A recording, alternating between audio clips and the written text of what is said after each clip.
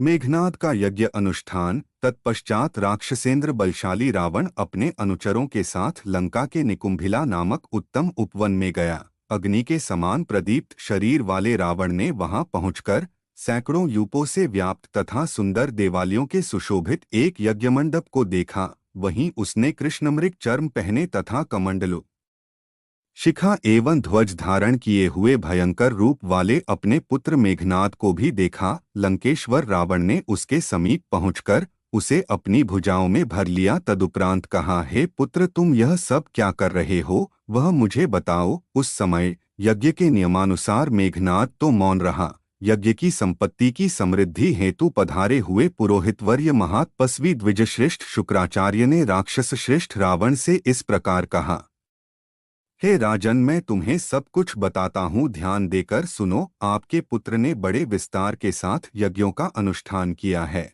अग्निष्टोम, अश्वमेध, बहुसुवर्णक, राजसूय, गोमेध तथा वैष्णव, इन 6 यज्ञों को पूर्ण करने के पश्चात अब 7वां माहेश्वर नामक यज्ञ, जिसका अनुष्ठान अन्यों के लिए अत्यंत दुर्लभ है, आरंभ किया है। यज्ञों के फलस्वरूप आपके पुत्र को साक्षात भगवान पशुपति से अनेक वर प्राप्त हुए हैं। अंतरिक्ष में इच्छानुसार भ्रमण करने वाले एक दिव्य रथ के साथ ही इसे तामसी नामक माया की उपलब्धि भी हुई है। उसके द्वारा अंधकार उत्पन्न किया जा सकता है।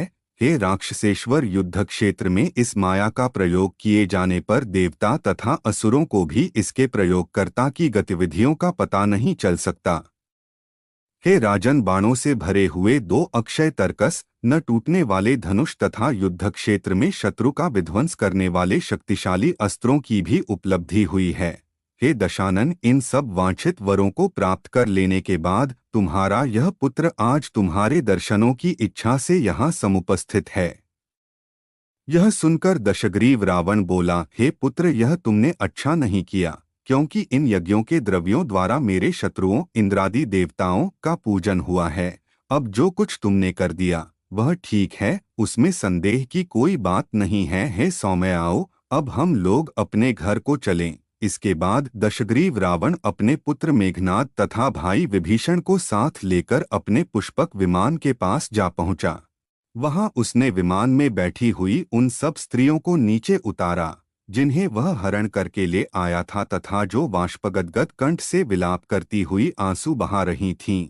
वे शुभ लक्षणों से संपन्न देवता, दानव तथा राक्षसों के परिवारों की रत्नरूपा थीं। उनमें रावण की आसक्ति जानकर धर्मात्मा विभीषण ने इस प्रकार कहा, हे राजन, तुम्हारे ऐसे आचरण यश, ऐश्वर्य तथा कुल को नष्ट करने वाले सिद्ध होंगे।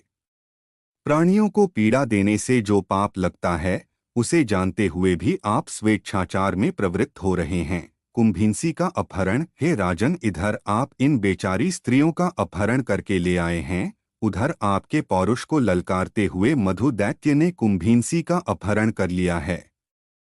यह सुनकर रावण ने कहा, मैं समझा नहीं कि तुम क्या कह रहे हो। तुमने जिसका नाम मधु बताया है वह कौन है? तब विभीषण ने अत्यंत क्रुद्ध होकर भाई रावण से कहा, सुनिए, आपके पाप कर्म का फल ही इस रूप में प्रकट हुआ है। हमारे नाना सुमाली के बड़े भाई माल्यवान एक विख्यात वृद्ध एवं बुद्धिमान निशाचर हैं। वे हमारी माता के ताऊ हैं। आथ हमारे बड़े नाना होते हैं। उनकी पुत्री अनला की पुत्री का नाम कुंभिंसी है। अनला हमारी मौसी हैं। आथ उनकी पुत्री कुंभिंसी धर्मानुसार हम सब भाइयों की बहन होती है। हे राजन, मधु ने उसी का बलपूर्वक अपहरण कर लिया है। जिस समय आपका पुत्र मेघनाद यज्ञ करने में लगा था, मैं तपस्या हेतु पानी के भीतर रह रहा था तथा कुंभकर्ण निद्रामग्न थे।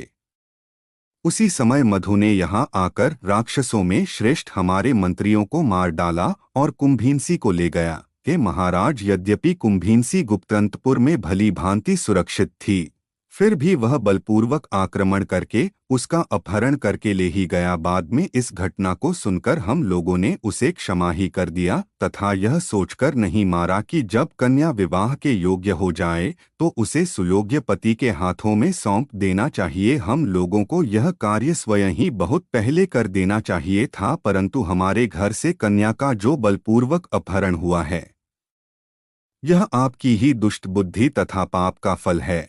आपको अपने पाप कर्म का फल इसी लोक में प्राप्त हो गया। यह बात आप अच्छी तरह समझ लें। विभीषण की यह बात सुनकर राक्षसेंद्र रावण अपनी दुष्टता के कारण पीड़ित था।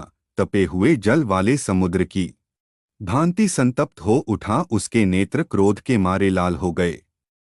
फिर उसने इस प्रकार कहा, मेरे रथ को तैयार किया जाए, शूरवीर सज जाएं। मेरा भाई कुंभकर्ण एवं अन्य सभी मुख्य निशाचर अनेक प्रकार के अस्त्र शस्त्रों से सुसज्जित होकर वाहनों पर बैठें। आज रावण का भय न मानने वाले मधु को युद्ध में मारकर मैं अपने मित्रों को साथ लेकर युद्ध की इच्छा से देवलोक की यात्रा करूंगा। यह सुनकर 4000 अक्षौहिणी राक्षसों की सेना अनेक प्रकार के अस्त्र शस्त्र लेकर शीघ्रतापूर्वक लंका से बाहर निकल पड़ी। मेघनाद सभी सैनिकों को साथ लेकर सबसे आगे चला। रावण मध्य भाग में तथा कुंभकर्ण सेना के पृष्ठ भाग में चल रहे थे। विभीषण धर्मात्मा थे, अत वे लंका में ही रहकर धर्माचरण करने लगे।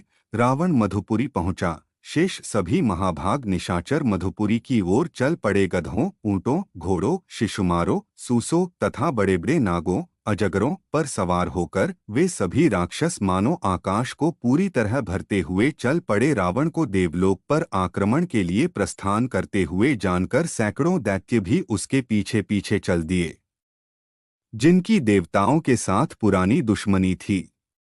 दशानन रावण ने मधुपुरी में पहुंचकर मधु को तो वहां नहीं देखा, परंतु बहन कुंभींसी दिखाई दी। उस समय कुंभींसी ने भयभीत हो राक्षसराज के सम्मुख पहुंचकर हाथ जोड़ते हुए अपना मस्तक उसके चरणों पर रख दिया। तब रावण ने उसे ऊपर उठाते हुए कहा, तुम डरो मत और यह बताओ कि मैं तुम्हारा कौन सा प्रिय कार्य करूं। वह बोली, हे महाभुज राजन, यदि आप प्रसन्न हैं तो हे दूसरों को सम्मान देने वाले, आप मेरे पति का वध न करें, क्योंकि कुलवधों के लिए वैधव्य के समान कोई अन्य भय नहीं है। उनके लिए यही सबसे बड़ा संकट है। हे राजेंद्र, आप अपने वचन को सत्य सिद्ध करें। मैं आपसे यही मांगती हूँ कि आपने डरो मत कहा था, अत आप अब मेरे इसी भय को दूर करके अपने वचन का पालन करें। यह सुनकर रावण ने प्रसन्न होकर अपने सामने खड़ी हुई बहन से कहा, तुम्हारे पति कहाँ हैं? उन्हें मेरे समक्ष शीघ्र उपस्थित करो। मैं उन्हें अपने साथ लेकर देवलोक पर विजय पाने के लिए जाऊंगा। तुम्हारे प्रति करुणा और सौहार्द के कारण मैंने मधु के वध का विचार छोड़ दिया है। रावण के यह कहने पर राक्षसी कुंभींसी अपने सोए हुए पति के पास गई और उसे जगाकर उठाते हुए बोली, मेरे महाबली भाई दशग्रीव पधारे हैं। ये देवलोक पर विजय पाने के लिए जा रहे हैं, अत आप अपने बंधु बांधवों के साथ इनकी सहायता के लिए साथ जाएं। मेरे संबंध से इन्हें आपके प्रति स्नेह है। ये आपको जामाता मानते हैं, अत आपको इनकी सहायता करनी चाहिए। पत्नी के इन मीठे वचनों को सुनकर मधु ने तथास्तु, ऐसा ही होगा, कहा।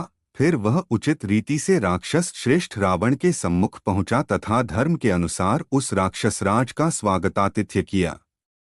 मधु के आवास में यथोचित आतिथ्य पाने के बाद पराक्रमी रावण ने एक रात वहीं पर निवास किया तथा दूसरे दिन प्रातःकाल चलने की तैयारी की। फिर महेंद्र के समान पराक्रमी राक्षसेंद्र रावण कुबेर के निवास स्थान कैलाश पर्वत पर जा पहुंचा। वहां उसने अपनी सेना का पड़ाव डालने का विचार किया।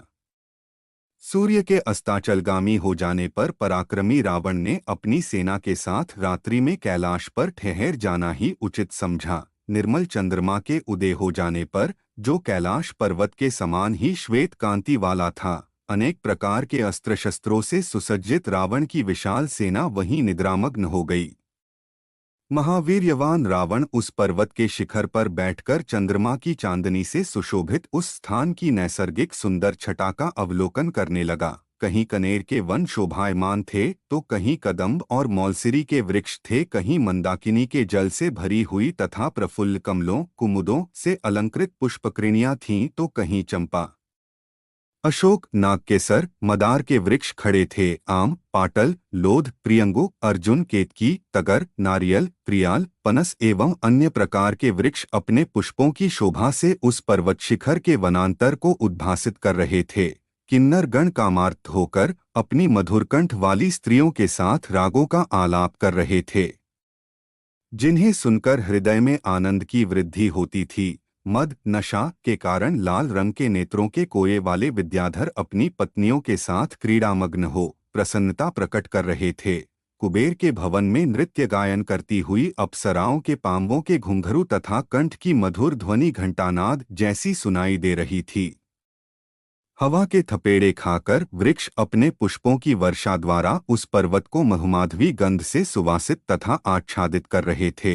विभिन्न प्रकार के पुष्पों के मधुरम क्रंद तथा पराग से मिश्रित प्रचुर सुगंध लेकर बहने वाली सुखदायक वायु रावण की कामवासना को बढ़ाती चली जा रही थी। संगीत की मीठी स्वरलहरी, विविध प्रकार के पुष्पों की समृद्धि, शीतल वायुस्पर्श, पर्वत की रमणीयता का आकर्षक गुण, रात्रि का समय तथा चंद्रोदय वेला, इन सभी के प्रभाव से रावण काम के वशीभूत हो लंबी श्वास लेता हुआ चंद्रमा की ओर देखने लगा।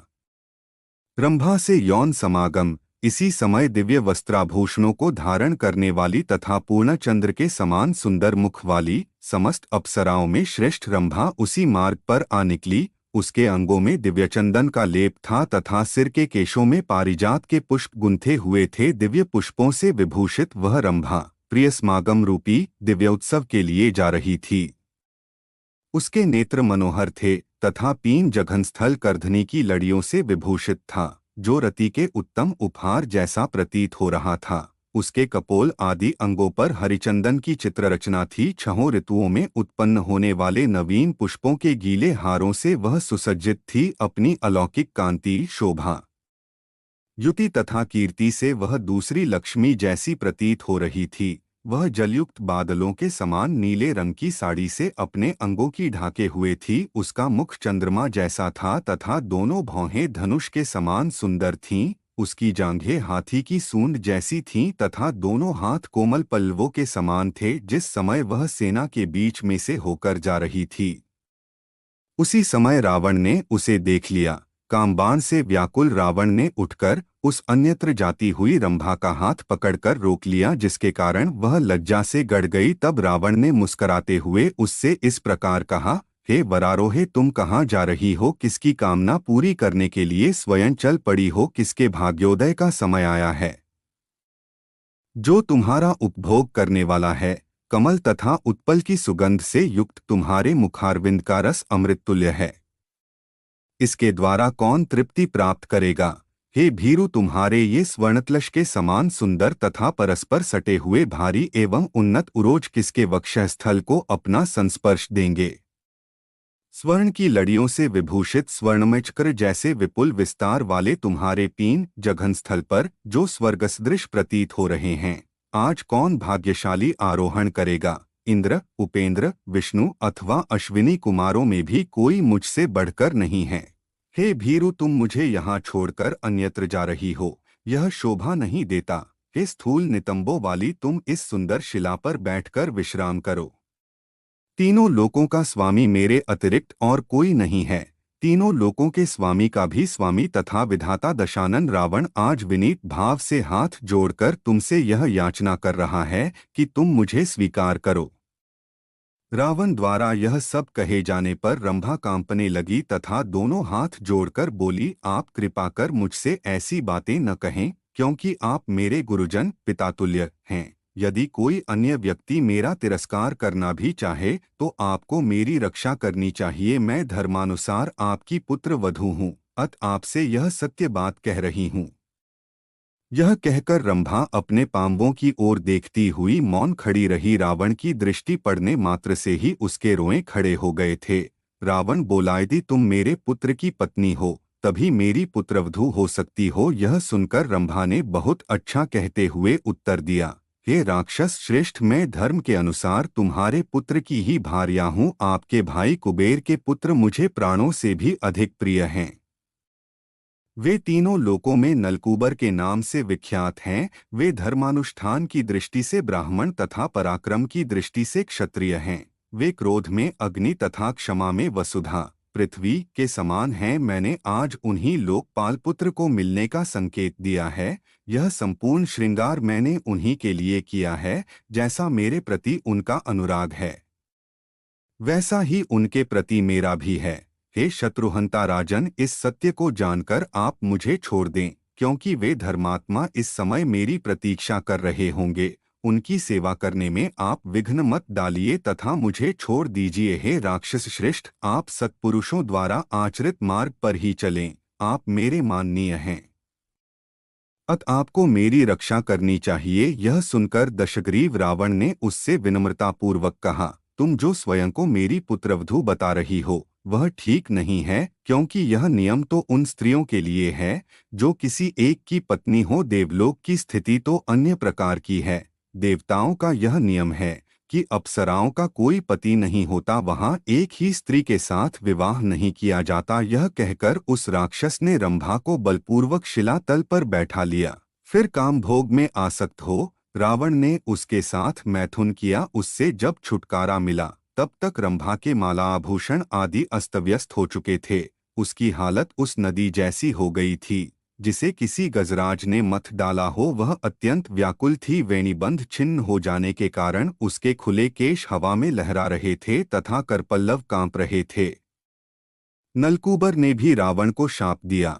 ऐसा लगता था जैसे फूलों से लदी हुई लता को किसी तेज हवा ने झकझोर दिया हो। फिर वह लज्जा तथा भय से कांपती हुई हाथ जोड़े नलकूबर के समीप जाकर उसके पांवों पर गिर पड़ी। उसकी उस हालत को देखकर महात्मा नलकूबर ने कहा, हे भद्रे, क्या बात है, तुम इस प्रकार मेरे पांवों पर क्यों आ गिरी हो। तब उस थरथर कांप रही तथा हाथों को जोड़े हुए रंभा ने लंबी श्वास खींचकर जो कुछ हुआ था वह सब क्रमशः बताना आरंभ किया। है देव, दशाग्रीव रावण स्वर्गलोक पर आक्रमण करने हेतु आया है। उसने अपने सैनिकों तथा सहायकों सहित आज रात्रि में यहीं डेरा डाल रखा है। हे शत्रुघ्न, जब मैं आपके पास आ रही थी तब उसने मुझे देख लिया। उस राक्षस ने मेरा हाथ पकड़ लिया तथा पूछा कि तुम किसकी स्त्री हो। तब मैंने जो कुछ सत्य था वह सब उसे सत्य सत्य बता दिया, परंतु वह काममोह से अभिभूत था, अत उसने मेरी बात नहीं सुनी। है देव, मैंने उससे बारंबार प्रार्थना की कि हे प्रभो, मैं आपकी पुत्रवधू हूँ,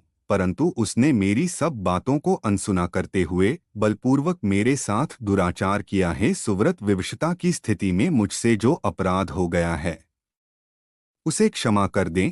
हे सौम्य, स्त्रियों में पुरुषों जैसा बल नहीं होता। यह सुनकर वैश्रवण के पुत्र नलकूबर अत्यंत क्रुद्ध हुए। उस महान अत्याचार की बात सुनने के बाद जब उन्होंने ध्यान लगाया तो उन्हें 2 घड़ी में ही सब कुछ ज्ञात हो गया। तब उन्होंने अपने हाथ में जल लेकर क्रोध से लाल नेत्र करते हुए पहले विधिपूर्वक आचमन किया। तत्पश्चात राक्षसेंद्र रावण को भीषण शाप देते हुए कहा, हे भद्रे, जिस रावण ने तुम्हारी इच्छा के विपरीत तुमसे बलपूर्वक अनाचार किया है वह आज से किसी ऐसी युवती के साथ सहवास नहीं कर पाएगा जो उसे चाहती न हो। यदि वह काम पीड़ित होकर किसी अनिच्छुक स्त्री के साथ बलात्कार करेगा तो उसके मस्तक के साथ टुकड़े हो जाएंगे, प्रज्वलित अग्नि के समान दग्ध कर देने वाले। इस शाप के नलकूबर के मुख से निकलते ही देवताओं ने दुंदुभी बजाना आरंभ कर दिया तथा आकाश से पुष्पवर्षा होने लगी। ब्रह्मा आदि सभी देवता अत्यंत प्रसन्न हुए। राक्षस रावण द्वारा की गई लोक दुर्दशा तथा उसकी मृत्यु के विषय में जानकर ऋषियों तथा पितरों को उत्तम हर्ष प्राप्त हुआ। उस लोमहर्षक शाप को सुनने के बाद से दशानन रावण ने अनिच्छुक स्त्रियों के साथ बलात्कार करना त्याग दिया। जिन पतिव्रता स्त्रियों को रावण अपहरण करके ले आया था वे नलकूबर द्वारा दिए गए उस प्रिय शाप को सुनकर अत्यधिक प्रसन्न हुईं।